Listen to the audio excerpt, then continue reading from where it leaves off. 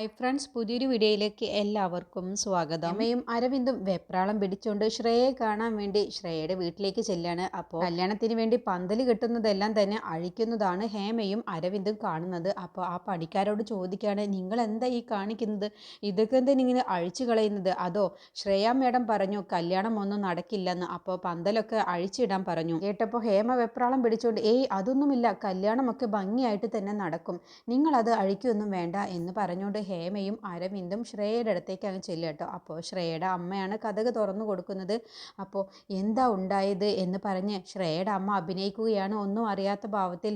അത് പിന്നെ ഒരു ചെറിയ കാര്യത്തിനാണ് ശ്രേയ ഇങ്ങനെ തെറ്റിദ്ധരിച്ചിട്ടുള്ളത്. ഞാൻ പറയാൻ പോകുന്നത് എന്താണെന്ന് പോലും മുഴുവനായിട്ട് കേൾക്കാതെ ഫോൺ കട്ടാക്കി. പൊന്നു എവിടെ എന്ന് ചോദിക്കുമ്പോൾ അവൾ റൂമിലുണ്ട്. അങ്ങനെ ഹേമയും അരവിന്ദും കൂടി ശ്രേയയുടെ അടുത്തേക്ക് ചെല്ലട്ടോ. അപ്പോൾ ശ്രേയാണെങ്കിൽ ഒരു മൈൻഡും ഇല്ലാതെയാണ് ഇരിക്കുന്നത്. അപ്പോൾ പൊന്നു, നീ എന്താ പറയുന്നത് പോലും മുഴുവനായിട്ട് കേൾക്കാതെ നീ ഫോൺ കട്ടാക്കിയത്? എനിക്കിനി ആൻറ്റിയോട് കൂടുതൽ സംസാരിക്കാനില്ല. കല്യാണത്തിന് എനിക്ക് സമ്മതമല്ല, നിങ്ങൾക്ക് രണ്ടുപേർക്കും പോവാം. അതെന്താ പൊന്നു നീ അങ്ങനെ പറഞ്ഞത്? ഞങ്ങൾ പറയുന്നതൊന്ന് നീ ഫുള്ളായിട്ടൊന്ന് കേൾക്ക്. ആ മാഷ് ഞങ്ങളെ വിളിച്ച് അരവിന്ദിൻ്റെ കല്യാണം മുന്നിൽ നിന്ന് നടത്തി തരാം, പക്ഷേ എനിക്കൊരു ഡിമാൻഡുണ്ട്. അത് നിങ്ങൾ അനുസരിക്കുകയാണെങ്കിൽ ഞാൻ തന്നെ കല്യാണം മുന്നിൽ നിന്ന് നടത്തി തരാമെന്ന് പറഞ്ഞു. അപ്പോൾ ആ ഡിമാൻഡ് എന്താണെന്ന് ചോദിച്ചപ്പോൾ കല്യാണം കഴിഞ്ഞ ഉടനെ തന്നെ നീയും നിന്റെ ഭാര്യയും ഈ വീട് വിട്ട് ചെമ്പകുളത്തെ വീട്ടിലേക്ക് പോയി താമസം മാറണമെന്ന് പറഞ്ഞു. ഇനി നിങ്ങൾക്ക് സമ്മതമല്ല എന്നുണ്ടെങ്കിൽ ഞങ്ങൾ എല്ലാവരും കൂടി ഈ വീട്ടിൽ നിന്ന് പോവുമെന്ന് പറഞ്ഞപ്പോൾ ഞങ്ങൾ അവരോട് ഒന്നും പറയാതെ റൂമിൽ പോയി ഞാൻ സംസാരിച്ച ശേഷമാണ് ഞാൻ പൊന്നുവിനെ വിളിച്ചത്. എൻ്റെ മനസ്സിലുള്ള പ്ലാൻ എന്താണെന്ന് വെച്ചാൽ ആദ്യം ആ മാഷിനെ കൊണ്ട് കല്യാണം മുന്നിൽ നിന്ന് നടത്തി തെരിയിപ്പിക്കണം. എന്നിട്ട് നിങ്ങൾ രണ്ടുപേരും ആ വീട്ടിലേക്ക് തന്നെ വലതുകാല് വെച്ച് കയറും. അതിനുള്ള വഴിയൊക്കെ എനിക്കറിയാം. പക്ഷേ പൊന്നുവാണെങ്കിലോ ഞാനത് പറയുന്നത് ഫുള്ള് കേൾക്കാൻ പോലും ഒന്ന് കൂട്ടാക്കാതെ ഫോൺ കട്ടാക്കുകയല്ലേ ചെയ്തത്. അപ്പോൾ ശ്രേയ പറയണേ, നിങ്ങൾ പറയുന്നതെല്ലാം ശരി തന്നെ, പക്ഷേ നിങ്ങളുടെ ആഗ്രഹം പോലെ നടക്കാൻ സാധ്യതയില്ല. കാരണം ബാലൻ മാഷിൻ്റെ ഉദ്ദേശം എന്താണെന്നുള്ളത് എനിക്ക് നല്ലതുപോലെ അറിയാം. ബാലൻ മാഷിൻ്റെ ഉദ്ദേശം നടത്താൻ വേണ്ടിയല്ല ഞാൻ ഈ കല്യാണത്തിന് സമ്മതിച്ചത്. നിങ്ങളോട് ഞാൻ പറഞ്ഞ കാര്യങ്ങളൊക്കെ നിങ്ങൾ മറന്നിട്ടാണ് ഇപ്പോൾ എന്നോട് സംസാരിക്കുന്നത്. ഞാൻ നിങ്ങളോട് പറഞ്ഞിട്ടുണ്ട്, എനിക്ക് ആ വീട്ടിലേക്ക് ഞാൻ വരാൻ തന്നെ ഉദ്ദേശിച്ചിട്ടുള്ളത് ചാരുവിനോടും ആകാശിനോടും നിങ്ങളുടെ ഭർത്താവ് എന്ന് പറയുന്ന ആ ബാലൻ മാഷിനോടും പക തീർക്കാൻ വേണ്ടിയാണ്. അല്ലാതെ ഞാൻ കല്യാണം കഴിഞ്ഞ് നിങ്ങളുടെ മകൻ്റെ കുഞ്ഞുങ്ങളെയും പ്രസവിച്ച് അവിടെ അങ്ങ് വാഴാനൊന്നും ഞാൻ ഉദ്ദേശിച്ചിട്ടില്ല. അങ്ങനെ ഒരു ഉദ്ദേശം നിങ്ങളുടെ മനസ്സിലുണ്ടെങ്കിൽ ഇപ്പോഴേ ഈ കല്യാണത്തിൽ നിന്നും നിങ്ങൾക്ക് ഒഴിവാവാം. അതല്ല എന്നുണ്ടെങ്കിൽ ഞാൻ ആഗ്രഹിച്ചതുപോലെ ഈ കല്യാണം നടത്തുകയും ആ വീട്ടിലേക്ക് ഞാൻ വന്നു കയറുകയും ആ വീട്ടിൽ നിന്നും ആരും അവിടെ നിന്ന് പോവാനും പാടില്ല. അങ്ങനെയാവുമ്പോൾ എൻ്റെ ഉദ്ദേശം ഒരിക്കലും നടക്കില്ല. അവരാ വീട്ടിൽ തന്നെ വേണം. എന്നിട്ട് ഞാൻ ആ വീട്ടിലേക്ക് വന്നു കയറിയ ശേഷം ആകാശിനോടും ചാരുവിനോടും ബാലൻ മാഷിനോടുമുള്ള എൻ്റെ പ്രതികാരം തീർക്കണം. അവർ സ്വസ്ഥത എന്താണെന്നുള്ളത് ഞാൻ ആ വീട്ടിൽ വന്നു കയറിയാൽ പിന്നെ അവരറിയില്ല. അതിനു വേണ്ടിയാണ് ഞാൻ ഈ കല്യാണത്തിന് സമ്മതിച്ചിട്ടുള്ളത്. അതെ, നിങ്ങളുടെ മകൻ്റെ കൂടെ സന്തോഷത്തിൽ ജീവിക്കാം എന്നുള്ള ഉദ്ദേശത്തിലല്ല എന്ന് പറഞ്ഞതോടുകൂടി ഹേമയും അരവിന്ദും അങ്ങ് ഞെട്ടിപ്പോവാട്ടോ. വീണ്ടും ശ്രേയ ഇക്കാര്യം പറഞ്ഞതോട് ഞങ്ങൾ ഉദ്ദേശിച്ചതുപോലെ കല്യാണം കഴിഞ്ഞ് ഇവളെ മെരുക്കിയെടുക്കാമെന്ന് മനസ്സിലുള്ളത് അത് നടക്കാതെ പോകുമോ എന്നുള്ള ചിന്തയോട് കൂടിയാണ് കേട്ടോ അരവിന്ദും ഹേമയും നിൽക്കുന്നത്. അങ്ങനെ പെട്ടെന്ന് ഹേമ പറയണ, പൊന്നു നീ പറയുന്നതൊക്കെ എനിക്ക് നല്ല ഓർമ്മയുണ്ട്, അത് തന്നെയാണ് ഞാനും പ്ലാൻ ചെയ്തിട്ടുള്ളത്. പൊന്നുവിനിപ്പോൾ എന്താണ് വേണ്ടത്? അവരാ വീട്ടിൽ നിന്നും പോവരുത്, അത്രയല്ലേ ഉള്ളൂ. അത് ഞാൻ ചെയ്ത് കാണിച്ചു തരാം. പൊന്നു ഇപ്പോൾ കല്യാണത്തിൽ നിന്നൊന്നും പിന്മാറല്ലേ. അപ്പോൾ അങ്ങനെയാണെങ്കിൽ ഈ കല്യാണം പറഞ്ഞ ദിവസം തന്നെ നടക്കും. നിങ്ങൾ ആദ്യം ഞാൻ പറഞ്ഞതുപോലെ ചെയ്യാൻ നോക്ക് എന്ന് പറയട്ടോ. അങ്ങനെ ഹേമയും അരവിന്ദും അവിടെ നിന്ന് പോവാണ്. അപ്പോൾ അരവിന്ദ് ചോദിക്കുകയാണ്, അമ്മ എന്താ പറയുന്നത്? ശ്രേയ മേഡം ഉദ്ദേശിച്ചതുപോലെ അവരാ വീട്ടിൽ താമസിക്കുമെന്ന് അമ്മയ്ക്ക് തോന്നുന്നുണ്ടോ? നമ്മൾ ആ വീട്ടിൽ നിന്നും ഇറങ്ങിയില്ല എന്നുണ്ടെങ്കിൽ അവർ പിന്നെ ആ വീട്ടിലുണ്ടോ താമസിക്കുക? അപ്പോൾ ഹേമ പറയണ, അതിനുള്ള വഴിയൊക്കെ എനിക്കറിയാം. അവരാ വീട്ടിൽ നിന്നും പോവാതിരുന്നാൽ പോരെ, അതിനൊക്കെ എനിക്കറിയാം. നീ വണ്ടി എടുക്ക് എന്ന് പറഞ്ഞുകൊണ്ട് രണ്ടുപേരും കൂടി നേരെ വീട്ടിലേക്ക് ചെല്ലാണ്. അപ്പോൾ കയറി ചെല്ലുന്ന സമയത്ത് ആകാശും ചാരുവും ഗോവിന്ദനും അനുവൊക്കെ ഉമ്മറത്ത് തന്നെ നിൽക്കുന്നുണ്ട്. അപ്പോൾ എല്ലാവരും കച്ച കെട്ടി തന്നെ ഉമ്മറത്ത് സഭ കൂടി ഇരിക്കുന്നുണ്ടല്ലോ, നമ്മൾ എവിടേക്കാണ് പോയത് എന്ന് അറിയാൻ വേണ്ടിയാവും. അങ്ങനെ അരവിന്ദും ഹേമയും ഒന്നും അറിയാത്ത ഭാവത്തിൽ അങ്ങ് കയറി ചെല്ലാണ്. എന്നിട്ട് ബാലൻ ചോദിക്കുകയാണ്, എന്തായി? പോയതുപോലെ നല്ല സ്പീഡിൽ തന്നെ തിരിച്ചു വരുന്നുണ്ടല്ലോ. ശ്രേയ മേഡത്തെ കാണാൻ പോയോ? അവരെന്താ പറഞ്ഞത് പറയുന്നത്? ഞങ്ങളെ ഇവിടെ നിന്നും പറഞ്ഞു വിടാൻ പാടില്ല, നിങ്ങൾ ഇവിടെ തന്നെ താമസിക്കണം, ഞങ്ങളോടുള്ള പക തീർക്കാൻ വേണ്ടിയാണ് എന്നൊക്കെയായിരിക്കുമല്ലോ പറഞ്ഞിട്ടുണ്ടാവുക. അത് തന്നെയല്ലേ? അത് കേട്ടതോടുകൂടി ഹേമ അരവിന്ദ് കൃത്യമായിട്ടാണല്ലോ ഇയാൾ പറയുന്നത് എന്നുള്ള ഭാവത്തിലാണ് കേട്ടോ ഞെട്ടലോടുകൂടി നിൽക്കുന്നത്. എന്നിട്ട് ഹേമ പറയണേ, നിങ്ങൾ വെറുതെ ഓരോന്ന് പറയണേ, ഞങ്ങൾ ശ്രേയയെ കാണാനൊന്നും പോയിട്ടില്ല, ഞങ്ങൾ മറ്റൊരു കാര്യത്തിന് വേണ്ടി പോയതാണ്. ആ മറ്റൊരു കാര്യം എന്താണെന്നുള്ളത് ഊഹിക്കാനൊക്കെ എനിക്കറിയാം. നീയും ആ ശ്രേയയും കൂടി ഓരോന്ന് പ്ലാൻ ചെയ്ത് അത് ഇവിടെ വന്ന് നടപ്പാക്കാനുള്ള പരിപാടിയല്ലേ, എനിക്കറിയാം. എന്തായി? ഞാൻ പറഞ്ഞതുപോലെ തീരുമാനമെടുക്കാൻ നിങ്ങൾക്ക് സമ്മതമാണ്? അപ്പോൾ അരവിന്ദ് പറയണേ, ഞാൻ എന്തായാലും ഈ വീട് വിട്ടു പോവില്ല, നിങ്ങളും ഈ വീട് വിട്ടു പോവില്ല, നിങ്ങളോടൊപ്പം തന്നെ എനിക്ക് ജീവിക്കണം സന്തോഷത്തോടു കൂടി, അല്ലാതെ ഒരു ദുരുദ്ദേശവും വെച്ചല്ല ഞാൻ ഈ പറയുന്നത്. കല്യാണം കഴിഞ്ഞ് നമ്മളെല്ലാവരും നല്ല സ്നേഹത്തോടു കൂടി ഇവിടെ തന്നെ ഒരുമിച്ച് ജീവിക്കണം. അത് കേട്ടപ്പോൾ ബാലൻ അങ്ങ് പൊട്ടിച്ചിരിക്കുകയാണ്.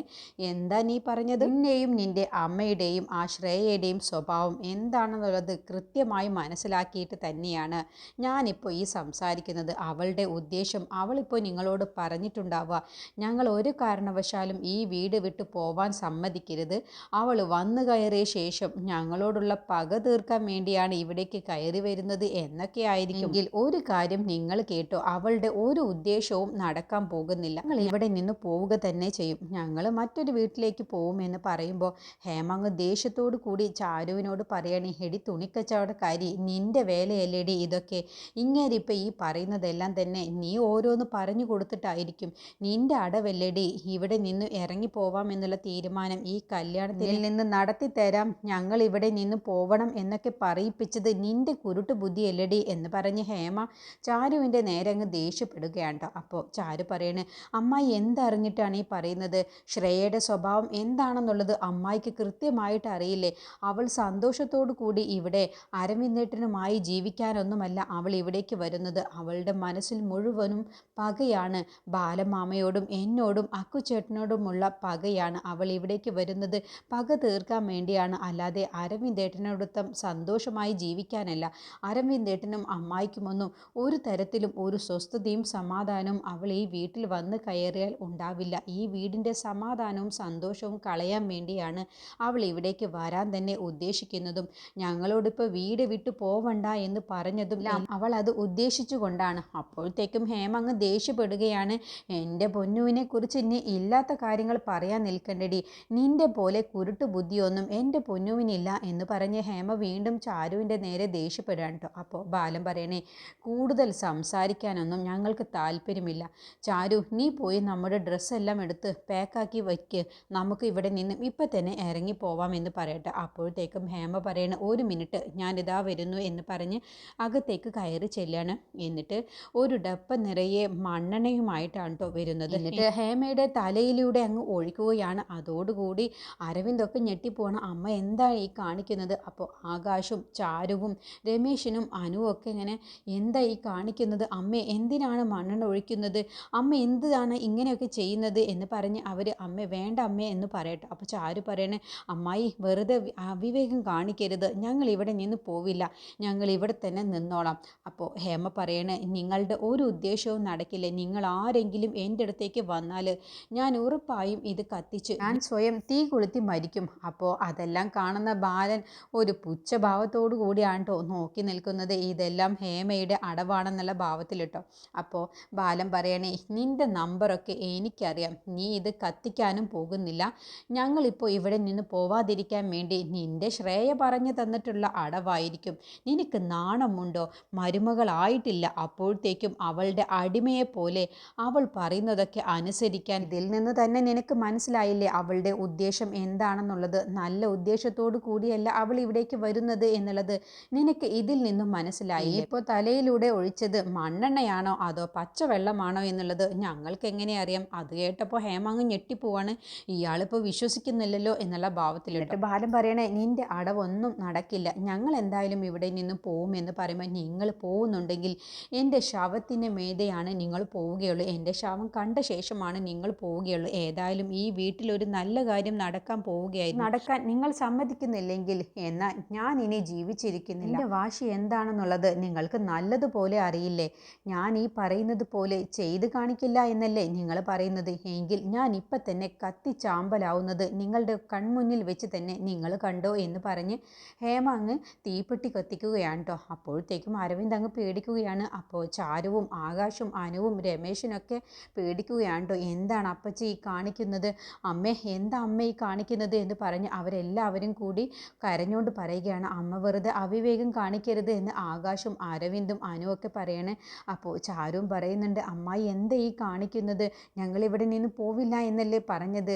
ഇല്ല, ഇങ്ങേരത് സമ്മതിക്കില്ല, ഇങ്ങേര് ഇവിടെ നിന്ന് പോവുമെന്ന് വീണ്ടും ഹേമ പറയട്ടെ. അപ്പോൾ അരവിന്ദ് പറയണേ, കണ്ടില്ലേ ഒരു കൂസലുമില്ലാതെ നിൽക്കുന്നത് കണ്ടില്ലേ, ഇത് എന്ത് മാഷാണ്, സ്വന്തം ഭാര്യ കൺമുന്നിൽ വെച്ച് മണ്ണെണ്ണ ഒഴിച്ച് കത്തിച്ചാമ്പലാവാൻ നോക്കുമ്പോഴും നിങ്ങളത് വിശ്വസിക്കാതെ കയ്യും കെട്ടി നോക്കി നിൽക്കുന്നു.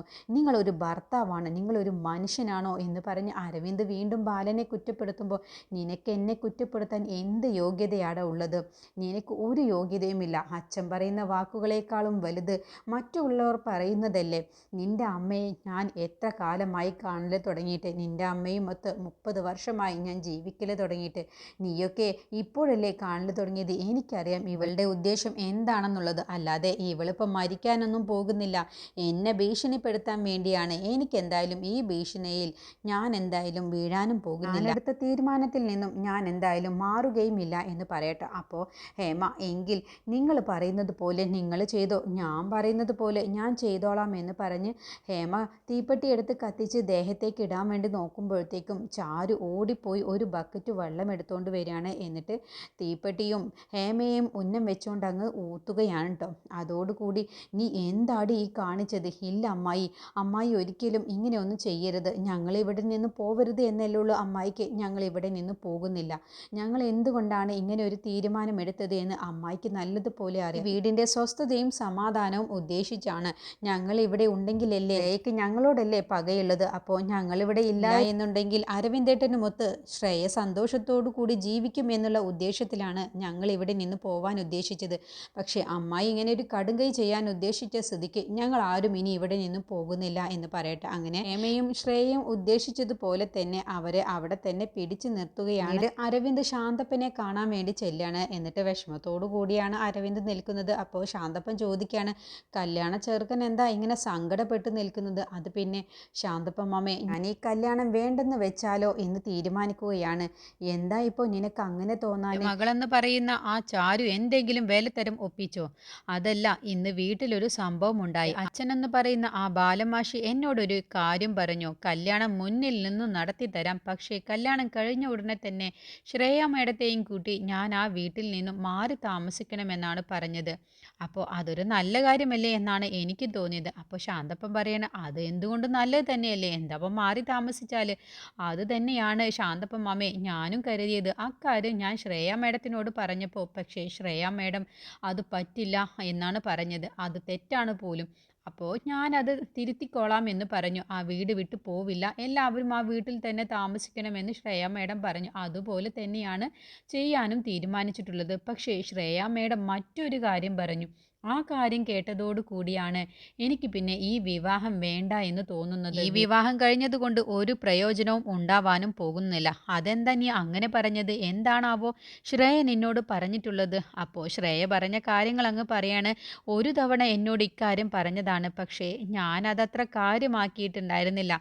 അത് ആകാശിനോടുള്ള ദേഷ്യം കൊണ്ടായിരിക്കുമെന്നാണ് ഞാൻ കരുതിയത്. പക്ഷേ ഇപ്പോഴും അത് തറപ്പിച്ച് പറയുകയാണ്.